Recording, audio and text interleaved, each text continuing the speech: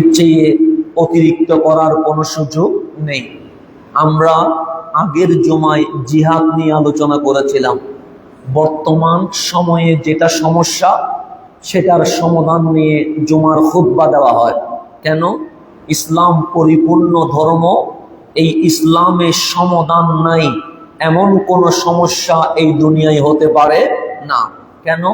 রাসূল করিম সাল্লাল্লাহু আলাইহি ওয়াসাল্লাম এই দুনিয়ার ধরাধামে তশরীফ আনার আগে ইসলাম ধর্মেই ছিল, মুসলমান পরিচয় ছিল, কিন্তু সকল ধর্ম অপরিপূর্ণ ছিল। আমার নবীজি আসতে দেরি, আল্লাহ বলেন আল-ইয়াউম আকমালতু, হাবিব আপনার হাতে যখন ইসলাম লেগে গেছে, ইসলাম অপরিপূর্ণ নাই, আমি আল্লাহ আপনি রসুলের মাধ্যমে ইসলাম পরিপূর্ণ করে দিয়েছে। ইসলাম অপরিপূর্ণ বলতে কোনো শব্দ নাই। 1400 বছর আগের সমস্যা যেটা, এটাও ইসলাম সমাধান করেছে। বর্তমান যেটা সমস্যা, এটাও ইসলাম সমাধান করতে পারে। কিয়ামত পর্যন্ত যত সমস্যা হবে, সকল সমস্যার সমাধান আমার আল্লাহ আমার নবীর মাধ্যমে আল কোরআনে দিয়ে দিয়েছেন। সুতরাং আমাদের বাহিরে যাওয়ার কোনো দরকার নাই। বাহিরে কখন যাব? যখন আমার ঘরে সমাধান নাই। তা আল্লাহ তো আমার ঘরে সমস্ত সমস্যার সমাধান দিয়ে দিয়েছে। সুতরাং আপনাকে আমাকে আমার নবীর দরবার ছেড়ে অন্য কারো কাছে যাওয়ার কোনো দরকার নাই। বর্তমান সময়ে আপনারা দেখতে পাচ্ছেন যে মব সন্ত্রাসের মাধ্যমে, যেটার নাম মব জাস্টিস দিয়েছে, এটার মাধ্যমে কখনো রিক্সাওয়ালারে গণদোলাই দিয়ে মেরে ফেলতেছে, কখনো ট্রাক ড্রাইভাররে মেরে ফেলতেছে, কখনো ব্যবসায়ীকে মেরে ফেলতেছে। এমনকি আজকে মসজিদের ইমাম পর্যন্ত নিরাপদ নাই। কথা ঠিক না? যে ইমাম রইস উদ্দিনকে মিথ্যা তুহমত দিয়ে যেইভাবে ওনার উপর আঘাত হামলা করে ওনাকে শহীদ করা হয়েছে, আমার কাছে মনে হয় এই জমিনে যদি মুসলিম নাম কারো নাম দেওয়া হয়, ইমাম রইস উদ্দিনের চেয়ে বড় মুসলিম এই জমিনে হতে পারে না। তাহলে আজকে মব জাস্টিস বা মব সন্ত্রাসের নাম দিয়ে, বিনা বিচারে গণধুলাই নাম দিয়ে মানুষকে হত্যা করা হচ্ছে। এটা কখনো ভালো মানুষের লক্ষণ হতে পারে না। এটা যারা করে তারা বড় সন্ত্রাস, এদের চেয়ে বড় সন্ত্রাস এই জমিনে হইতে পারে না। কারণ প্রত্যেক দেশে আইন আছে না? নাই আছে। ইসলাম কখনো নিজ হাতে আইন নিতে বলে না। যদি ইসলামী হুকুমত থাকে তাহলে ইসলামী হুকুমতে বিচার করবে খলিফা, জজ। আর যদি ইসলামী হুকুমত না থাকে, যেই দেশে যেই আইন, সেই আইনে বিচার হবে। এটাই ইসলামের ফয়সালা। এর বাইরে গিয়ে যদি কেউ আপনার ইসলাম শিখাইতে চায়, বুঝতে হবে ওই ইসলামের সাথে আমার নবীর কোনো সম্পর্ক নাই। আল্লাহ যেন আমাদেরকে বুঝার তৌফিক নসিব করেন। এখন যে সমস্যাটা হচ্ছে, আপনি কাউকে কোনো দোষ প্রমাণিত হওয়ার পরেও গণধুলাই দিয়ে মারার কোনো সুযোগ নাই। মিথ্যা তুহমত তো দূরের কথা, দোষ প্রমাণিত হওয়ার পর আপনার দায়িত্ব হচ্ছে তাকে প্রশাসনের হাতে তুলে দেওয়া। এরপর আইন আদালত যে বিচার করবে সেই বিচার চলতে থাকবে। এর বাহিরে আপনি অন্য কোন আইন ল নিজের হাতে তোলার কোনো সুযোগ নাই। তাহলে এই মব জাস্টিস, এই সন্ত্রাসবাদ, এই গণধুলাই নাম নিয়ে মিথ্যা তহমত দিয়ে মানুষ মারা, এটা আসলো কোত্থেকে? এটা মুসলমানের আদর্শ হতে পারে না, এটা মুমিনের পরিচয় হতে পারে না। তো আল্লাহ তাবারক ওয়া তাআলা সূরা বাকারার মধ্যে ইরশাদ করছেন, যেমন আমি কথা বলছি, কোরআনের কথা বলছি, সুন্নাহর কথা বলছি, আপনি মনে করছেন আমার চেয়ে ভালো এই জমিনে আর কেউ নাই। কেন? উনি তো জুমার খুতবার মিম্বরে বসেছে, উনি তো কোরআনের কথা বলছে, উনি তো দয়াল নবীজির হাদিসের কথা বলছে। নিশ্চয়ই ওনার চেয়ে ভালো মানুষ আর কেউ হতে পারে না। এরকম আমরা ধারণা করি কি করি না? করি। এটা অবশ্যই ভালো জিনিস। কিন্তু আল্লাহ কোরআনে বলছেন, ওয়া মিনান নাসি মান ইউজিবুকা কাউলুহু ফিল হায়াতিদ দুনিয়া। আল্লাহ বলছেন, হাবিব আপনি রাসূল দেখবেন কিছু মানুষ আছে, ওয়ামিনান নাস, মানুষদের মধ্য থেকে কিছু বক্তা আছে যাদের বক্তব্য এই পার্থিব জীবনে আপনাকে আশ্চর্য করে দিবে। আপনি যখন ওনার বক্তব্য শুনবেন তখন বলবেন ওনার চেয়ে বড় জ্ঞানী আর কেউ হতে পারে না। আপনি যখন ওনার স্মার্ট কথা শুনবেন আপনি বলবেন ওনার চেয়ে বড় স্কলার আর কেউ হতে পারে না। আপনি যখন চমৎকার চমৎকার কথা শুনবেন আপনি বলবেন এর চেয়ে ভালো মানুষ এই জমিনে আর কেউ হতে পারে না। এটা আমাকে বলে নাই, তা আপনাকে বলে নাই। আল্লাহ বলছেন ওয়ামিনান নাসি মাইয়ুজিবুকা, হাবিব কিছু মানুষ আছে যাদের বক্তব্য এই পার্থিব জীবনে আপনাকে আশ্চর্য করে ফেলবে। ওয়া ইউশহিদুল্লাহ আলা মা ফি কলবিহি, ভিতরে কি আছে এটা আমি দেখছি না, আপনার ভিতরে কি আছে আমি জানি না, আমার ভিতরে কি আছে আপনি জানেন না। তো আল্লাহ বলছেন ওয়া ইউশহিদুল্লাহ আলা মা ফি কলবিহি, তার ভেতরে হৃদয়ে কি আছে এই ব্যাপারেও আল্লাহকে কি করে সাক্ষী স্থির করে। সে মানুষকে বলে আমি মুখে যা বলি ভেতরেও তা, আমার ভেতরে যা মুখেও তা। আল্লাহর কসম আমার ভেতরে কোনো ঝামেলা নাই, সুন্দর কথা বলে। আল্লাহ বলছেন হাবিব এর বক্তব্য আপনাদেরকে আশ্চর্য করে দিবে। আপনি বলবেন, ওনারা বলবে ওদের চেয়ে ভালো মানুষ আর কেউ নাই, কিন্তু আল্লাহ বলছেন ওয়াহুয়া আলাদুল খিসাম, আমি আল্লাহ বলছি এর চেয়ে বড় ঝগড়াতে এই জমিনে আর কেউ নাই। এটা কে বলছেন? আল্লাহ বলছেন। তাহলে আমার কথা আর আল্লাহর কথা ডিফারেন্স আছে না? নাই, আছে, পার্থক্য আছে। আমি তার বক্তব্য শুনে আশ্চর্য হয়ে গেছে। সে বলছে আমার ভেতরে আমার কলবে যা আছে এই ব্যাপারে সাক্ষী কে? আল্লাহ। আমার ভেতরে কোনো বেজাল নাই, আমার ভেতরে কোনো সমস্যা নাই, টুটে যা আমার ভেতরেও তা। কসম কার? আল্লাহ। এরকম কসম করে মানুষের হৃদয় জয় করে ফেলে। আর আমি আল্লাহ বলছি ওয়াহুয়া আলাদুল খিসাম, এই পৃথিবীতে যত ঝগড়া অশান্তি হয়েছে তার জন্য পাবলিক দায়ী নয়, এরকম ভালো ভালো কথা বলে ভেতরে মুনাফিক, এগুলার কারণে এই জমিনে সমস্যা সৃষ্টি হয়েছে। এটা কে বলতেছেন? আল্লাহ বলতেছেন। মারামারি করলে আল্লাহর সাথে করতে পারবেন, আল্লাহ বলতেছেন। তারপর আল্লাহ কি বলছেন?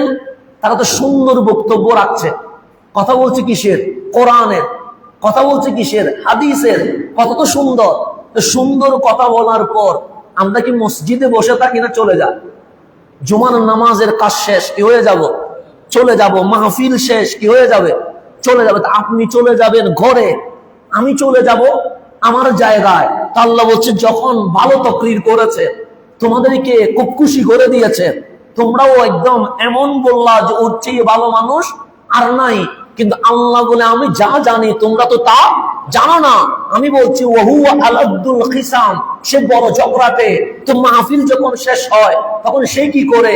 আল্লাহ বলে ওয়া ইজা তাওয়াল্লা, যখন সে ফিরে যায় মাহফিল থেকে, খুতবা থেকে, মঞ্চ থেকে, আপনি রসুলের দরবার থেকে যখন সে ফিরে যায়, সে ঘরে যায় না।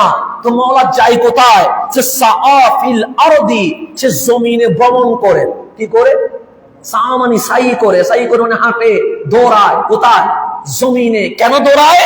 আল্লাহ বলছেন লিয়ুফসিদা ফিহা, যাতে এই জমিনে ফসাদ করতে পারে, ফিতনা করতে পারে, মানুষে মানুষে মারামারি বাজাই দিতে পারে। সেই কারণে সে জমিনে কি করে? ভ্রমণ করে।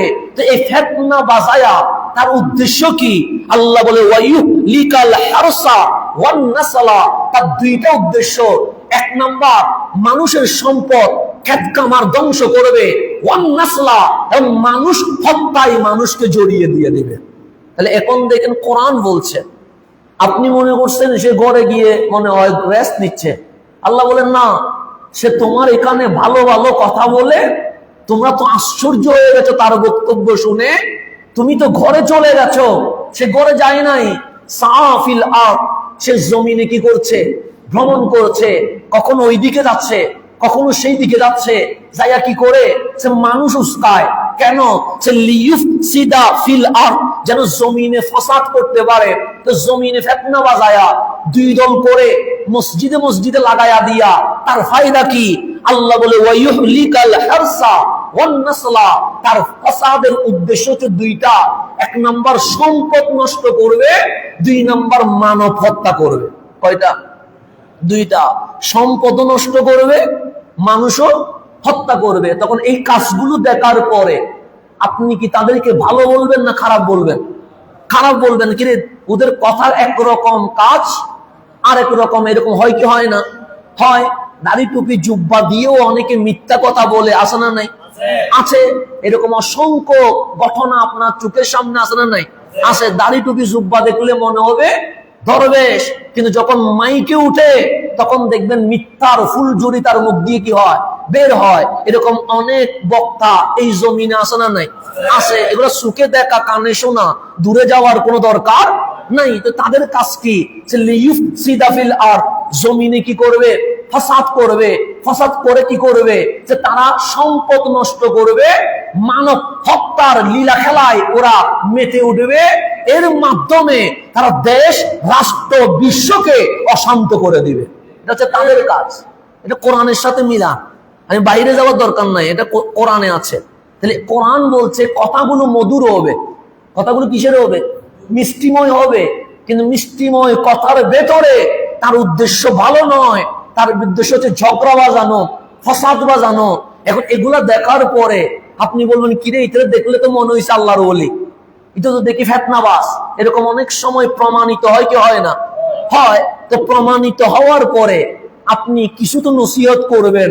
তখন আল্লাহ বলছেন, ওয়া ইযা কিলা লাহু, ওই ফিতনাবাজদের যখন বলা হয়, তারে যে ফিতনা করছে তারে যখন বলা হয়, ইত্তাকিল্লাহ, তুমি যে ফিতনা করছো, মিথ্যা বলছো, এই জনগণের মাঝে যে ফাসাদ বাজিয়ে দিচ্ছ, মারামারি, হানাহানি বাজিয়ে দিচ্ছ, আরে এই দুনিয়া তো সব নয়, তোমাকে তো কবরে যেতে হবে। ইত্তাকিল্লাহ, ভয় কারে করো? আল্লাহকে করো। এরকম আমরা যখন ভুল করি, আপনারা বলেন না, হুজুর আল্লাহরে কি করেন? ভয় করেন। দুনিয়ার কাছে বিক্রি হইয়েন না। এরকম অনেক সময় আমাদের শুভাকাঙ্ক্ষী যারা, ওরা বলে কি বলে না? বলে।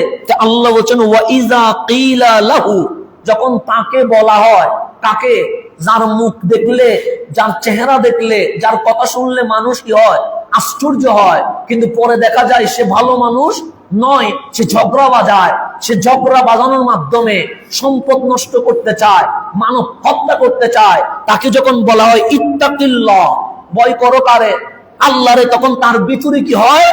আখাযাতহুল ইজ্জাতু বিল ইসমে, তার ভেতরে যে অহংকার আছে, যে দম্ভ আছে, যে গর্ব আছে, এই অহংকার তার ভালো করে না, আর গুনার দিকে দাবিত করে দেয়। সে আরো বেশি কি হয়ে যায়? উগ্র হয়ে যায়। সে আরো বেশি অবাধ্য হয়ে যায়। তখন আল্লাহ বলছেন, ফাহাসবুহু জাহান্নাম, দুনিয়ায় তার গাড়িতে হয়তোবা পুলিশ থাকতে পারে, দুনিয়ায় তাকে হয়তোবা ভিআইপি মর্যাদা দিতে পারে। আল্লাহ যে ফাহাসবুহু জাহান্নাম, তার জন্য আমি আল্লাহ একমাত্র জাহান্নামই যথেষ্ট করে রেখেছি। তাই সে জাহান্নাম ছাড়া আর কোথাও যেতে পারবে না। এরপর বলছে, ওয়ালা বিসাল মিহাদ, জাহান্নামের চেয়ে নিকৃষ্ট স্থান আল্লাহর সৃষ্টিকুলের মধ্যে আর কিছু হতে পারে না। তাহলে ঝগড়া ফাসাদ আপনারা বাজান না, ঝগড়া ফাসাদ কারা বাজায়? এরকম দাড়ি টুপি জুব্বা পরে যারা মাইক নিয়ে জনগণের প্রতিনিধি হতে চায়, তারাই ঝগড়া বাজায়। তা আল্লাহ বলে, উপরে দেখতে সুন্দর হলেও ভেতরে এত বেশি খারাপ, আমি আল্লাহ তার জাহান্নাম ছাড়া আর কিছু দিতে পারি না।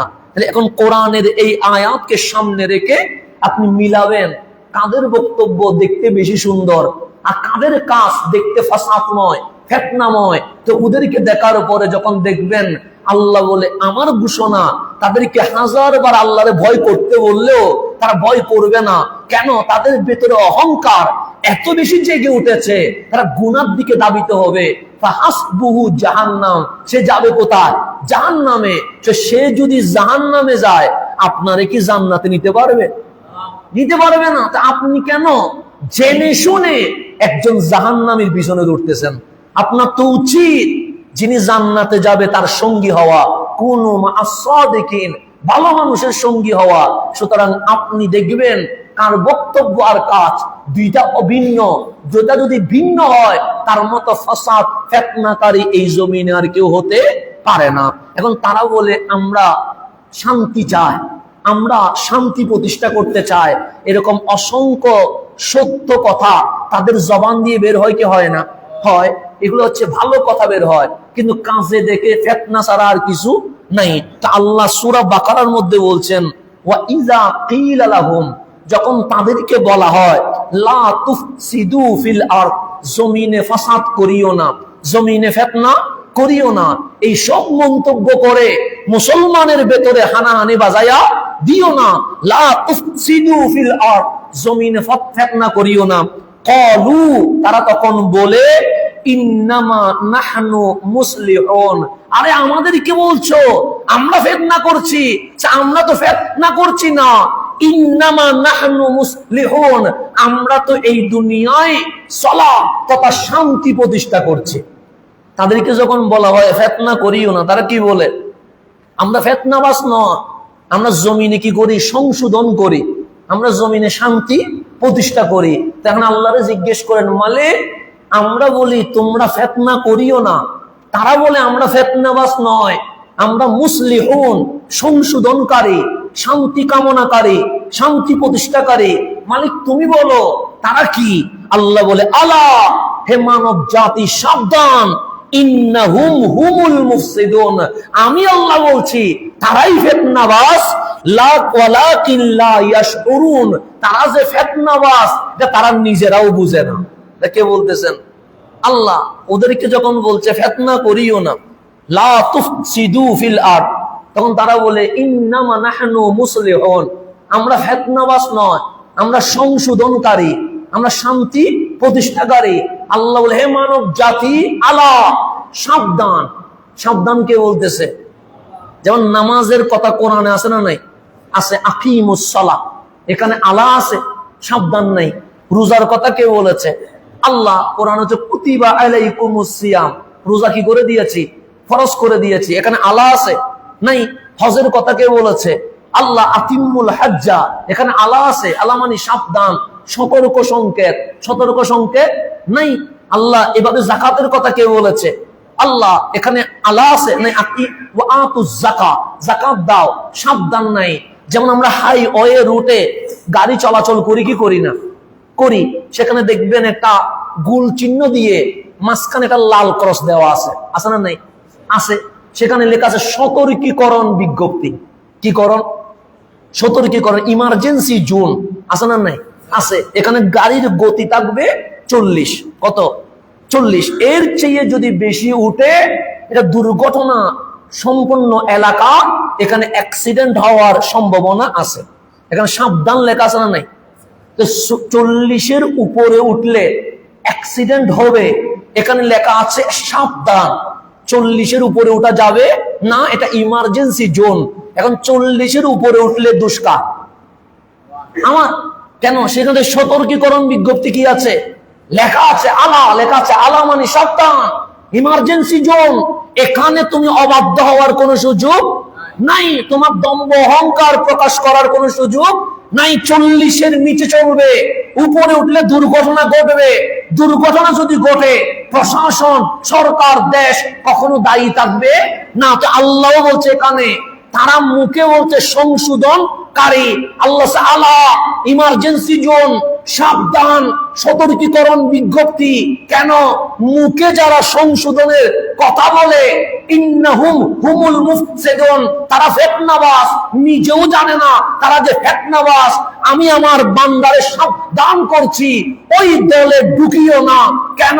ফিতনাবাজের সাথে ঢুকলে তোমার দুনিয়াও বরবাদ হয়ে যাবে, আখিরাতও নষ্ট হয়ে যাবে। সেজন্য আল্লাহ বলছে আলা, ইমার্জেন্সি জোন।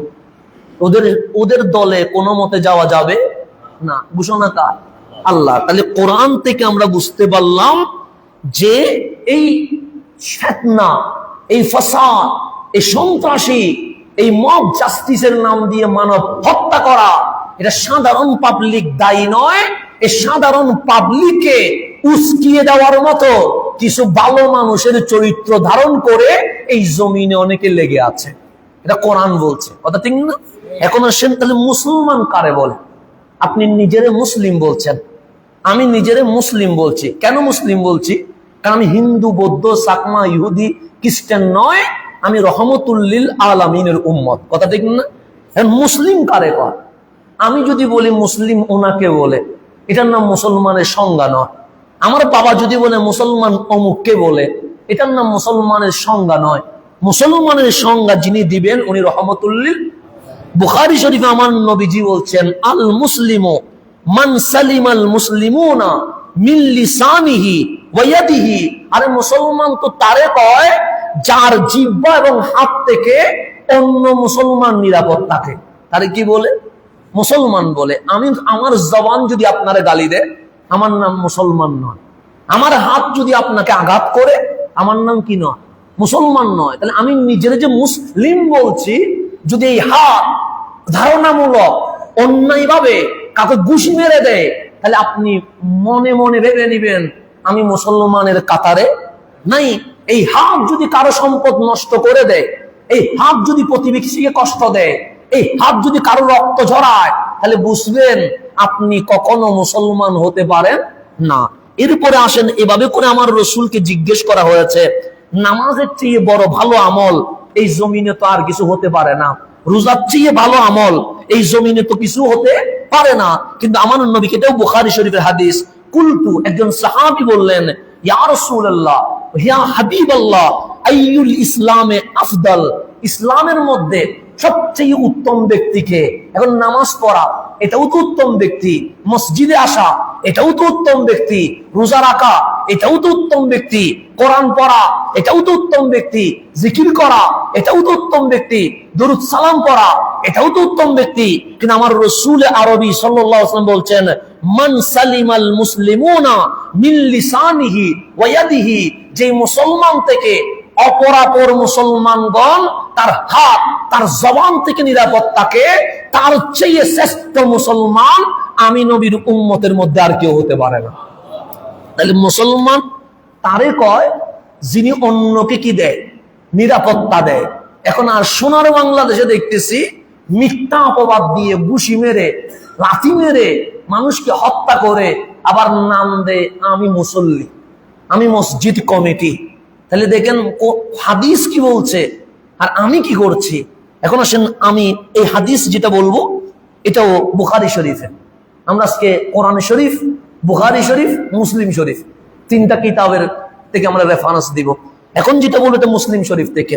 আমার রাসূল আরবি সাল্লাল্লাহু আলাইহি ওয়াসাল্লাম ইরশাদ করেন, হযরত আব্দুল্লাহ ইবনে ওমর রাদিয়াল্লাহু তাআলা riwayat করেছেন, আল মুসলিমু আখুল মুসলিম, একজন মুসলমান আরেকজন মুসলমানের ভাই, লা ইয়াজলিমুহু, একজন মুসলমান কখনো অন্য মুসলমানের উপর জুলুম করতে পারে না। কেন? ইসলাম জালেমের পক্ষে থাকে না, ইসলাম আজীবন মজলুমের পক্ষে থাকে। ইসলাম কার পক্ষে থাকে? মুসলিম। বেলাল যখন মুসলিম, ইসলাম বেলালের পক্ষে। কথা ঠিক না? বেলাল, ইসলাম কি বেলালের পক্ষে না? ইসলাম কি ইবনে উমাইয়ার পক্ষে না বেলালের পক্ষে? বেলালের পক্ষে। কেন? বেলাল কি মুসলিম। ইসলাম কি হুসাইনের পক্ষে না ইয়াজিদের পক্ষে? হুসাইনের পক্ষে। কেন? হুসাইন মুসলিম। ইসলাম কি মক্কাবাসীর পক্ষে না সাহাবীর পক্ষে? সাহাবীর পক্ষে। কেন? সাহাবী মুসলিম। ইসলাম সব সময় জুলুমের বিপক্ষে দাঁড়ায়, ইসলাম কখনো জুলুমকে স্বীকৃতি দিতে পারে না। এটার নাম মুসলমান। আমার রাসূল বলেন, লা ইয়াজলিমুহু, মুসলমানের প্রথম পরিচয় দাড়ি টুপি জুব্বা নয়, প্রথম পরিচয় সে কখনো জুলুম করতে পারে না। 2 নাম্বার, ওয়ালা ইউসলিমুহু, যখন কোন মুসলমান বিপদে পড়ে তাকে একা ছেড়ে দিতে পারে না। এটার নাম কি? মুসলমান। আপনি কষ্ট দেন নাই, তা 1 নাম্বার কষ্ট না দেওয়া, জুলুম না করা। এখন আপনি বিপদে বসছেন, আমি যদি বলি ও বিপদে বসছে, আমার কি আসে যায়? আমার খাওয়া আমি খাই, আমার আনন্দ আমি করি, আমার ডিউটি আমি করি। তা আপনাকে অসহায় ছেড়ে দেওয়া এটা কখনো মুসলমানের আলামত হতে পারে না। তা আমার রাসূল বলছেন, মুসলমান 1 নাম্বার জুলুম করতে পারে না, আর যে মজলুম তাকে কখনো একা ছেড়ে দিতে পারে না, ওর পক্ষে দাঁড়ায়। এটার নাম কি? মুসলমান। এরপর আমার রাসূল বলছেন, মান কানা ফি হাজাত আখিহি, যেই মুসলমান, যে ব্যক্তি তার ভাইয়ের কোন প্রয়োজন মেটায়, কোন সমস্যার সমাধান করে দেয়, কোন প্রয়োজন মিটিয়ে দেয়, তারপর কানাল্লাহু ফি হাজাতিহি, সে ওই দিকে একজনের প্রয়োজন মিটাচ্ছে, আর আল্লাহ ওইদিকে তার 1000 প্রয়োজন মিটিয়ে দিতে থাকে। আমি যদি এখানে একজনের প্রয়োজন কাজ শেষ করে দিই, মাওলা আমার কোটি প্রয়োজন কাজ কি করে দেয়, শেষ করে দেয়। এরপর আল্লাহর হাবিব বলছেন, ওয়ামান ফাররাজা আন মুসলিমিন কুরবাতান ফাররাজাল্লাহু আনহু বিহা কুরবাতান মিন কুরাবি ইয়াউমিল কিয়ামা।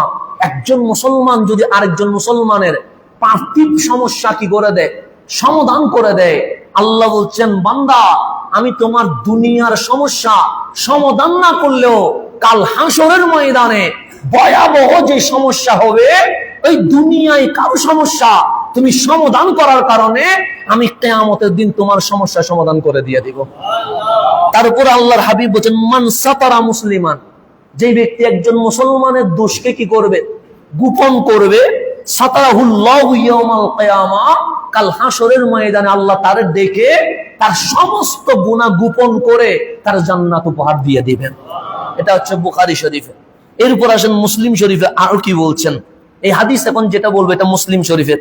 সাইয়্যিদুনা আবু হুরায়রা রাদিয়াল্লাহু তাআলা আনহু উনি বর্ণনা করছেন, আল মুসলিমু আখুল মুসলিম, একজন মুসলমান আরেকজন মুসলমানের ভাই। তারপর হচ্ছে লা ইয়াজলিমুহু, সে কখনো জুলুম করতে পারে না।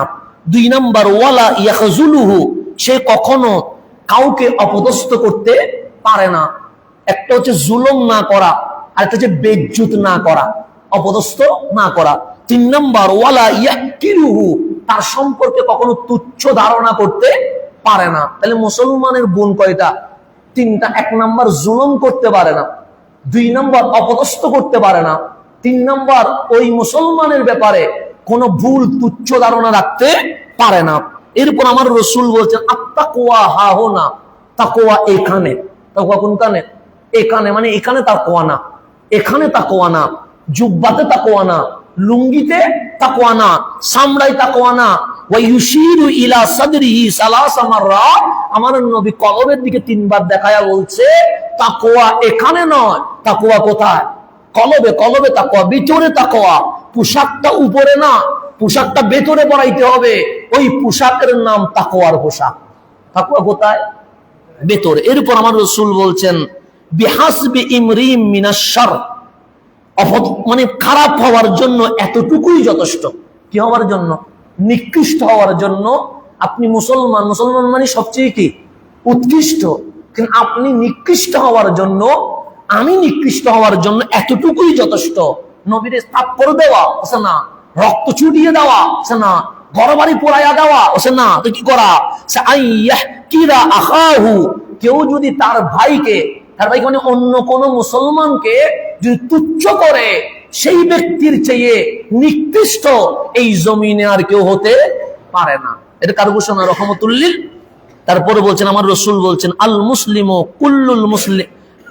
কুল্লুল মুসলিম আলাল মুসলিমে হারামু দামুহু ওয়া মালুহু ওয়া ইরদুহু, একজন মুসলমানের উপর আরেকজন মুসলমানের জান, মাল, ইজ্জত নষ্ট করা আমি নবী হারাম ঘোষণা করে দিয়েছে। তাহলে ঘোষণা করেছেন কে? রহমতুল্লিল। আপনি একজনের জান নষ্ট করতে পারবেন না, একজনের মাল নষ্ট করতে পারবেন না, একজনের ইজ্জত নষ্ট করতে পারবেন না। এটা হারাম ঘোষণা কার?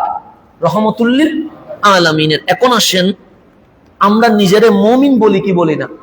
বলি। মুসলমানও বলি, মুমিনও বলি। মুসলমান মানে যার মুখ হাত থেকে অপর মুসলমান কি থাকে? নিরাপদ থাকে। এটার নাম হচ্ছে মুসলমান। এখন আমি বলছি আমি মুমিন। মুমিন মানে কি? এটা নাসাই শরীফের মধ্যে আছে। রাসূল আরবি সাল্লাল্লাহু আলাইহি ওয়াসাল্লাম ইরশাদ করেন, আল মুমিনু মান আমিনাহুন নাস আলা দিমাইহিম ওয়া আমওয়ালিহিম। মুমিন সেই ব্যক্তি যেই মুমিন ওই সমাজে থাকার কারণে অপরাপর প্রতিবেশী এটাই বিশ্বাস করে এই মুমিনের কাছে আমার জানমাল নিরাপদ থাকবে। এটার নাম কি? মুমিন। মুসলমান মানে যে নিরাপত্তা দেয় কি থেকে? হাত থেকে, মুখ থেকে। আর মুমিন মানে আপনি ওই এলাকায় থাকার কারণে পুরা সমাজ এটাই বিশ্বাস করে কারো কাছে নিরাপত্তা না পাইলেও এই নবীর উম্মতের ঘরে নিরাপদ পাওয়া যাবে। এটার নাম কি? মুমিন। তাহলে আমার নাম যদি মুমিন হয়, আমার চরিত্র কি হওয়া উচিত? এটা আপনি আমার জানা উচিত। আমার রসুলে পাক মিম্বরে বসা, খুতবা দিচ্ছেন, হঠাৎ করে বলছেন ওয়াল্লাহু লা ইউমিন, আল্লাহর কসম মুমিন হতে পারে নাই। এরপর বলছে ওয়াল্লাহু লা ইউমিন, আল্লাহর কসম মুমিন হতে পারে নাই। আবার বললেন ওয়াল্লাহু লা ইউমিন, আল্লাহর কসম মুমিন হতে পারে নাই। কয়বার বলছে? সাহাবায়ে কেরাম বলছে কিরে রহমাতুল্লিল আলামিন শুধু বলছে আল্লাহর কসম মুমিন হতে পারে নাই।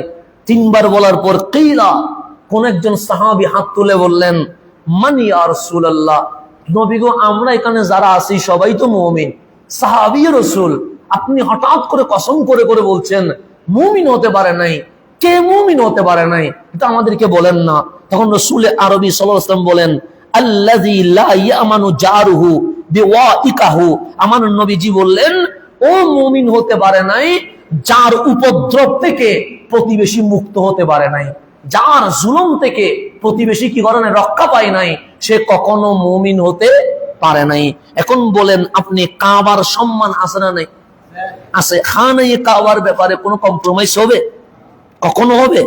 কখনো হবে না। আমরা যদি আমাদেরকে যদি বলা হয় কাবা চেঞ্জ করে ফেলো, আমরা বলবো আমরা মানুষ চেঞ্জ করব, কিন্তু খানায়ে কাবা কখনো চেঞ্জ করতে। আমি যদি বলি আজকে নামাজ এদিকে পড়বো না এদিকে পড়বো, আপনারা মানবেন? জীবনে স্বীকৃতি দিবেন? আপনারা বলবেন তুমি চলে যাও। কিন্তু আমরা পশ্চিমের কাবা কখনো কি করতে পারবো না, চেঞ্জ করতে পারবো না। কেন? কাবা দামি, কাবার চেয়ে দামি এই জমিনে আল্লাহ কোনো মাটি সৃষ্টি করে নাই। কথা ঠিক না? এই বিষয়ে কি কোনো মারামারি আছে? নাই। যখন ফাতেহ মক্কা, মক্কা বিজয় হয়ে গেছে অষ্টম হিজরি, কোন হিজরি? অষ্টম হিজরিতে সর্বপ্রথম হিজরতের পর আমার নবীজি এর আগেও চেষ্টা করেছেন। ষষ্ঠ হিজরি হুদাইবিয়ার সন্ধির মধ্য দিয়ে কামলিওয়ালা রসুল মক্কায় প্রবেশ করতে পারে নাই। অষ্টম হিজরিতে বিনা যুদ্ধে ১৬ লক্ষ সাহাবী নিয়া কামলিওয়ালা রসুল মক্কা বিজয় করে ফেলেছেন। তো মক্কা যখন বিজয় করছে, একটা হচ্ছে শুনে কথা বলা, আর একটা হচ্ছে সুখে দেখে কথা বলা। দুইটার মাঝে ফারাক আছে না? নেই?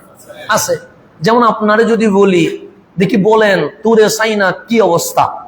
তুরে সাইনা মানে সাইনা পর্বত, যেখানে মূসা আলাইহিস সালাম কার সাথে কথা বলেছে? আল্লাহর সাথে। তখন আপনি কি বলবেন? বলবেন তুরে সাইনা আল্লাহর নূরের তাজল্লিতে সুরমা হয়ে গেছে, এটা বলবেন না? বলবেন তো। তা আপনি সুরমা যে হয়ে গেছে সুখে দেখছেন না শুনছেন? শুনছেন। কিন্তু আমি নিজে তুরে সাইনা পুরাটা দেখে এসেছি, সুরমা খুঁজি পাই নাই। কোনটা সত্য হবে? সত্য হবে কোনটা? আপনি বলছেন সুরমা হয়ে গেছে বাংলাদেশে বসে, আর আমি সেখানে গিয়ে পুরো তোরা সাইনা ঘুরে দেখলাম সুরমা কোন জায়গায়, কিন্তু আমি পুরা জমিনে সুরমা খুঁজে পাই নাই। আপনি যদি আমাকে 1000 বার গলা চিপে ধরি বলেন যে তুরে সাইনা সুরমা হইছে বল, আমি জীবনে বলবো? কেন বলবো না? কারণ আমি কানে শুনি নাই, আমি সুখে দেখছি। তাহলে সুখে দেখা, কানে শোনা, আকাশ পাতাল ব্যবধান আছে না? নাই? আছে। আপনি যদি বলেন ফেরাউন 60 হাত, আমি বলবো এটা কি দেখে বলছেন না শুনে বলছেন? আপনি বলবেন শুনে বলছেন। কিন্তু আমি বলবো না, আমি 60 হাত বলবো না। কেন? আমি দেখে এসেছি কয় হাত। তা আমি সর্বোচ্চ বললে আমি বলবো 9 হাত। তা আপনার সাথে আমার 51 হাতের বেশ কম হয়ে গেছে। কেন? কারণ আপনি বলছেন শুনে, আমি বলছি দেখে। তাহলে দেখে আর শোনার মাঝে ফারাক আছে না? নাই? আছে। তো এখন হযরতে আব্দুল্লাহ ইবনে ওমর রাদিয়াল্লাহু আনহু বলছেন রাআইতু রাসূলুল্লাহ সাল্লাল্লাহু আলাইহি ওয়াসাল্লাম ইয়াতুফু বিল কাবা। এই হাদিসটা ইবনে মাজাহ শরীফের মধ্যে আছে, আরো অসংখ্য কিতাবে আছে। হযরতে আব্দুল্লাহ ইবনে ওমর বলেন রাআইতু, নিজে চোখে দেখছি, কারো থেকে শুনে বলতেছি না। আমি ফাতহে মক্কা, যেদিন মক্কা বিজয় হয়েছে সেদিন নিজে চোখে দেখতেছি, আমি পিছে, রসুল সামনে, কামলিওয়ালা নবী খানায়ে কাবা তাওয়াফ করতেছে। রাআইতু মানে কি? চোখে দেখা। তো দেখাটা কি? শক্তিশালী। কানে শোনাটা দুর্বল। সত্যও হতে পারে, মিথ্যাও হতে পারে, কিন্তু যেটা আমি নিজের চোখে দেখি এটা জীবনে কখনো মিথ্যা হওয়ার কি নাই, সম্ভাবনা নাই। তো আমি নিজে দেখতেছি, কারণ আমি রসুলের সাথে কি করতেছি? উমরা করতেছি। তা আমিও তো একজন হাজি, উমরা করতেছি রসুলের সাথে। তা আমি দেখতেছি রসুলের পাক কি করতেছেন? তাওয়াফ করতেছেন। ওয়াইয়াকুল, খানায়ে কাবার দিকে আঙ্গুল তুলে বলতেছেন। কার দিকে? আমরা যখন কাবা তাওয়াফ করি তখন কি বলি? লাব্বাইক আল্লাহুম্মা বলি কি বলি না? বলি হজের মাস আসছে, আরাফাত দিন শুধু টিভিতে চ্যানেলে শুনতে থাকবেন লাব্বাইক আল্লাহ, আমার বিশ্ববাসী এটা শুনবে। তো আমার রসুল খানায়ে কাবার দিকে আঙ্গুল তুলে বলছে, মা আতিয়া দেখি, হে কাবা, তোমার চেয়ে পবিত্র আমি নবী আর কিছু দেখি নাই। কাকে বলতেছেন? কাবাকে। তাইয়্যিব মানে পবিত্র, তোমার চেয়ে সুন্দর আমি আর কিছু। এরপর বলতেছেন ওয়া আতিয়াবা রিহাকি, তোমার সুগন্ধি এত সুন্দর আমি নবী নিজেই মোহিত হয়ে গেছে। কাকে বলতেছেন? কাবাকে। এরপর বলছেন মা আযামিকি, তোমার মর্যাদা মহান, তোমার চেয়ে বড় মর্যাদাময় এই জমিনে আল্লাহর কিছু সৃষ্টি। এরপর বলছেন ওয়া আযামা হুরমাতিকি, আর তোমার সম্মানের যে মর্যাদা, এইরকম মর্যাদা আমি নবী এই জমিনে আর কিছু দেখি নাই। আরে বলতেছেন কাবাকে। কাবাকে বলতেছেন। কে বলতেছেন? রহমতুল্লিল। এরপর কি বলছেন? এটা তো কাবার শান বলছেন যে তুমি পবিত্র, তোমার সুগন্ধি এত পবিত্র আমি নবী নিজে মোহিত হয়ে গেছে। তোমার সম্মানের কোনো কি হয় না, তুলনা হয় না। তোমার সম্মানের যে ইজ্জত, এই ইজ্জত আল্লাহ এই জমিনের কাউরে দেয় নাই। এরকম তাওয়াফ করতে করতে, কাবার শান গাইতে গাইতে আমার রাসূল বলেছেন ওয়াল্লাযী নাফসু মুহাম্মাদিন বিয়াদিহি, কাবা শোনো, যার কুদরতি হাতে আমি মুহাম্মদ সাল্লাল্লাহু আলাইহি ওয়াসাল্লামের জান, সেই আল্লাহর কসম করে বলছি। আর কসম কিভাবে বলছেন? যার কুদরতি হাতে আমি নবীর জান, সেই আল্লাহর কসম করে বলছি, লা হুরমাতুল মুমিনে আযামু ইনদাল্লাহি হুরমাতাম মিনকি মালিহি ওয়া দিমাইহি। হে কাবা শোনো, একজন মুমিনের জান মালের যেই সম্মান আমার আল্লাহর কাছে তোমার সম্মানের চেয়ে কোটি গুণ দামি আছে। কাকে বলতেছেন? কাবাকে প্রথমে বলতেছেন তোমার চেয়ে পবিত্র আর কিছু দেখি নাই। তারপরে বলতেছেন তোমার সম্মানের পবিত্রতা এই জমিনে কোনো তুলনা হয় না। এরপরে বলছেন তোমার কি মহান মর্যাদা এই জমিনে আল্লাহর কাউরে দেয় নাই। এরপর বলছেন ওই আল্লাহর কুদরতি হাতে আমি নবীর জান, সেই আল্লাহর কসম করে বলছি, আমার আল্লাহর কাছে একজন মুমিনের জান মালের যেই সম্মান তোমার সম্মানের চেয়ে কোটি গুণ বেশি। তাহলে কাবার চেয়ে মুসলমানের জানমালের সম্মান কি বেশি? তা আপনি কাবা তাওয়াফ করে যদি জুলুম করেন, এখন বলেন কাবা কি আপনার উপর খুশি হবে না আল্লাহর দরবারে আপনার বিরুদ্ধে বিচার দিবে? কেন? কাবার সম্মান অতুলনীয়, এর চেয়ে আপনার সম্মান অতুলনীয়। এটা করেছেন কে? আল্লাহই তো করেছেন। তাহলে সেই জায়গায় কাবার চেয়ে যেখানে আপনার দাম, সেখানে আপনার চেয়ে দামি আল্লাহ এই জমিনে খানায়ে কাবাকেও বানাই নাই, সেখানে আপনার চেয়ে দামি এই সৃষ্টি কুলে আর কাউরে বানাইতে পারে? তো এত সম্মানওয়ালা একজন মুমিনকে মিথ্যা তুহমত দিয়ে, মব জাস্টিস নাম দিয়ে যদি হত্যা করা হয়, তার চেয়ে বড় জালেম এই জমিনে আর কেউ হতে পারে না। তো আল্লাহ তাবারক ওয়া তাআলা কোরআনে বলছেন, আমি বলি নাই, আমি হাদিস শেষ করে কোরআনে বলছেন, কোরআনের সূরা মায়েদার মধ্যে আল্লাহ বলছেন মান কাতালা নাফসান বিগাইরি নাফসিন, যে ব্যক্তি অন্যায়ভাবে কাউরে হত্যা করে, কাউরে কি করে, আও ফাসাদিন ফিল আরদ, অথবা জমিনে ফিতনা করে, ফাসাদ সৃষ্টি করে, ফাকান্নামা কাতালান নাসা জামিআ, আল্লাহ বলে সে একজনকে হত্যা করে নাই, আমি আল্লাহ এই পৃথিবীতে যত মানব জাতি বানাইছি ও সবাইকে হত্যা করে দিয়েছে। সে একজনের খুনি না, আল্লাহর দরবারে সে পুরা মানব জাতির কি খুনি। তো এইরকম খুনির পক্ষে আপনি আমি জীবনে কথা বলতে পারবো? এরকম খুনির পক্ষে আপনি আমি কখনো সাপোর্ট দিতে পারবো? যেহেতু জুমার দিন, সেজন্য আমি আরো সংক্ষেপ করছি। এই হাদিসটা ইবনে মাজাতে আছে, সেখানে আমার রাসূল বলছেন মান আআনা আলা কাতলি মুমিনিন বিশাতরি কালিমাতিন, যে খুনিকে সাপোর্ট করে, আআনা মানে সাহায্য করে, সাপোর্ট করে কারে? খুনিরে। কিভাবে? সে বিশাতরি কালিমাতিন, পরিপূর্ণ বাক্য দিয়ে না, বাক্যের অংশ দিয়ে, অর্ধেক বাক্য দিয়ে কেউ যদি খুনিরে কি করে? সহযোগিতা করে। এখন তো খুনিরে সহযোগিতা করার জন্য সবাই মাঠে নামে গেছে, কথা ঠিক না? কিন্তু এখানে সবাই নামছে সমস্ত শক্তি দিয়ে। আল্লাহ রসুল বলছেন সমস্ত শক্তি না, একটা বাক্য না, বাক্যের কি অর্ধেকাংশ দিয়ে কেউ যদি কুনিরে সাহায্য করে, লাকি আল্লাহ আজ্জা ওয়াজাল, কাল কিয়ামতের সময় ওই খুনিকে সাহায্যকারীর সাথে আল্লাহর লাকিয়া দেখা হবে। কিভাবে দেখা হবে? সে মাকতুবুন বাইনা আইনাইহি, তার দুই চোখের মাঝখানে লেখা থাকবে। কয় চোখের মাঝখানে? আমাদের দুই চোখের মাঝখানে গ্যাপ আছে না নাই? এই গ্যাপে লেখা থাকবে। কি লেখা থাকবে? আইসুম মির রাহমাতিল্লাহ, এটা সেই ব্যক্তি যে আল্লাহর রহমত থেকে বঞ্চিত হয়ে গেছে। কারে সাপোর্ট করলে? খুনিরে। খুনিরে সাপোর্ট করলে শুধু মাল দিয়ে, জান দিয়ে, শক্তি দিয়ে, ক্ষমতা দিয়ে না, একটা বাক্যের অর্ধেক অংশ দিয়ে আমার কামলিওয়ালা রসুল বলে কাল হাসরের ময়দানে তার সাথে আমার আল্লাহ দেখা হবে। দুই চোখের মাঝখানে লেখা থাকবে সে আল্লাহর রহমত থেকে কি হয়ে গেছে। তো খুনির সাপোর্ট অর্ধেক বাক্য দিয়ে সে যদি আল্লাহর রহমত থেকে বঞ্চিত হয়ে যায়, যে খুনি, তার অপরাধ কি হইতে পারে? সেই জন্য হাসান আল বসরি বলছেন, একজন নিরপরাধ মানুষকে হত্যা করা, মানব জাতির হত্যা করা, এই অপরাধে আন্নাহু ইয়াজিবু আলাইহি মিনাল কিসাস বিকাতলিহা, এই মব জাস্টিসের মধ্য দিয়ে, গণ ফিটানোর নাম দিয়ে যারা এই হত্যাতে শরীক হয়েছে সবাইকে ফাঁসির কাস্তে তুলে ফাঁসি দেওয়া, এটা ওই রাষ্ট্রের আইনের উপর ওয়াজিব হয়ে গেছে। সেই জন্য আপনাদের প্রতি আমাদের অনুরোধ থাকবে, এরকম যখন দেখবেন কোন রাস্তায় কি হচ্ছে, দুর্ঘটনা হচ্ছে, আপনারা জালেমের পক্ষে নয়, কার পক্ষে থাকবেন?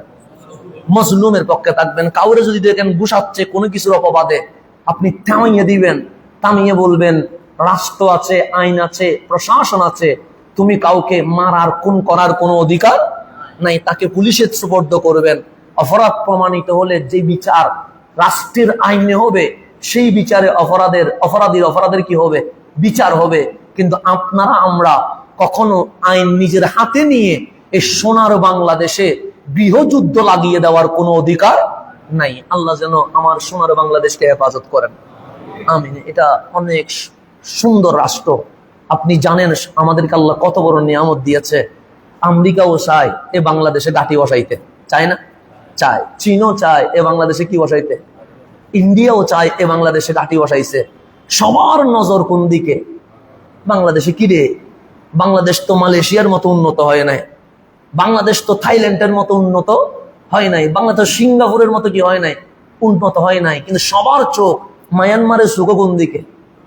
কি আছে বাংলাদেশে? আমরা শিক্ষিত হইতে পারি নাই বলে বাংলাদেশ আল্লাহ কি নিয়ামত দিয়েছে এটা আমরা বের করতে পারতেছি না। কিন্তু বাংলাদেশ ছাড়া ক্ষমতাধর রাষ্ট্রগুলো জেনে গেছে এই বাংলাদেশ হচ্ছে বিশ্ব চেঞ্জ করার জন্য একমাত্র ভূমি। এই দেশ যাদের কবজায় থাকবে তারা বিশ্ব কি করতে পারবে? শাসন করতে পারবে।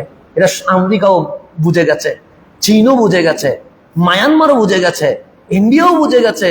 কিন্তু আমরা বাংলাদেশে জন্ম নিয়ে বাংলাদেশের মর্যাদা বুঝতে পারি নাই। আমাদেরকে শিক্ষিত হতে হবে, আমাদেরকে বিজ্ঞানী হতে হবে। এই সোনার বাংলাদেশ আল্লাহ কতটুকু নিয়ামত দিয়েছে। সেই জন্য দেখেন সমগ্র বিশ্বে ইসলাম প্রতিষ্ঠা হয়েছে বড় কষ্টের মধ্য দিয়ে। কিন্তু আমার সোনার বাংলাদেশে ছুরি দিয়ে, তরবারি দিয়ে কাউরে কুফাইতে হয় নাই। আল্লাহর ওলিরা আসছে, আমরা অটোমেটিক মুসলমান হয়ে গেছে। আল্লাহর বড় নিয়ামত, আল্লাহর বড় নিয়ামত। মানুষ সহজে মুসলমান হয়। মক্কাবাসী রহমতুল্লিল আলামিনকে পাইছে। আবু জেহেল নবীকে দেখেছে, আবু লাহাব দেখেছে, চোখের সামনে চাঁদ দুটুকরো করে ফেলেছে, এরপরও কি মুসলমান হয়েছে? হয় নাই। কিন্তু সোনার বাংলাদেশের মানুষ নবীও দেখে নাই, জিবরিল আমিনকেও দেখে নাই। জিবরিল আমিনকে অনেকে দেখছে না, যেমন হাদিসের মধ্যে আসছে উনি মানুষের সুরতে মসজিদে নববীতে আসছে, তাহলে মানুষের সুরতে দেখছে তো অনেকে। কেন আমরা তো জিবরিল আমিনও দেখি নাই, রসুলও দেখি নাই, কোরআন কিভাবে নাজিল হয় দৃশ্যগুলোও দেখি নাই। কিন্তু শুধু শাহজালাল নামক একজন আসছে, শাহ পরান নামক একজন আসছে, বাইজিদ বুস্তামি নামক কেউ একজন আসছে, আমাদেরকে বলছে তোমরা কালিমা পড়ো ওই নবীর, যেই নবী তোমাকে সুপারিশ করবে। আমরা আজ ডানে বামে দেখি নাই, আমরা বলি আমাদের আপন তো রহমতুল্লিল মুসলমান হয়ে গেছে। এটা বড় নিয়ামত যে আল্লাহ আমাদেরকে খুব সহজেই মুসলমান বানিয়ে ফেলেছেন। এটা কঠিন কোনো পরিস্থিতি দেয় নাই। তো আমাদের দেশ, এটাতে আল্লাহ অনেক নিয়ামত দিয়ে কি করে দিয়েছেন, ভরপুর করে দিয়েছেন। সেজন্য যারাই এই সোনার বাংলাদেশে এসেছে তারা আর ফিরে যায় নাই, শাহজালাল ফিরে যায় নাই, শাহপরান ফিরে যায় নাই, 360 বার আউলিয়া ফিরে যায় নাই। কেন? ওনারা দেখেছেন এই জমিন কত পবিত্র।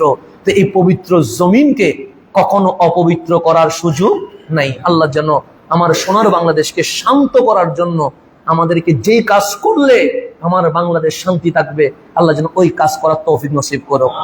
বিদেশি ষড়যন্ত্র থেকে আল্লাহ যেন সোনার বাংলাদেশকে হেফাজত করে। দেশীয় বিদেশি সকল ষড়যন্ত্র থেকে সোনার বাংলাদেশকে আল্লাহ যেন রক্ষা করে। আমিন। আপনারা যারা সুন্নত করেন নাই তারা সুন্নত আদায় করেন।